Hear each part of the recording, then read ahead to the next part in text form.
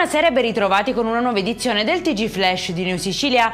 In apertura attività mirata contro l'usura a Messina, un 55enne prestava denaro a due imprenditori in difficoltà e pretendeva la restituzione con interessi esorbitanti accompagnati da pressioni sempre più minacciose. La polizia lo ha colto sul fatto subito dopo l'incasso di una rata in contanti davanti all'attività delle vittime. L'uomo è così finito in carcere mentre proseguono le indagini per ricostruire l'intera vicenda.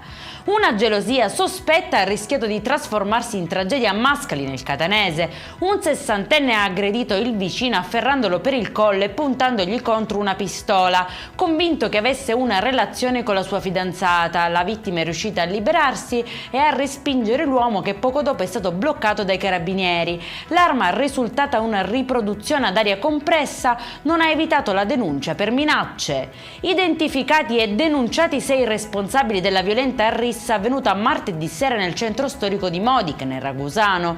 Si tratta di 5 giovani egiziani e un tunisino che si sono affrontati a calci e pugni in corso Umberto I per futili motivi. La polizia, allertata da una chiamata al 112, li ha individuati anche grazie alle immagini di videosorveglianza. Da Palermo arriva uno studio che apre nuove prospettive nella cura del tumore al fegato. La combinazione di 2 farmaci immunoterapici si è rivelata la più efficace tra i trattamenti analizzati. La ricerca ha coinvolto oltre 6.000 pazienti e i risultati sono incoraggianti. Migliorano sia la sopravvivenza che la qualità di vita. È in chiusura il meteo, domani tempo stabile e soleggiato su tutta l'isola. Le temperature oscilleranno tra i 28 e i 35 gradi, con punte più alte ad Agrigento e Siracusa. Un'estate settembrina destinata a proseguire anche nei prossimi giorni.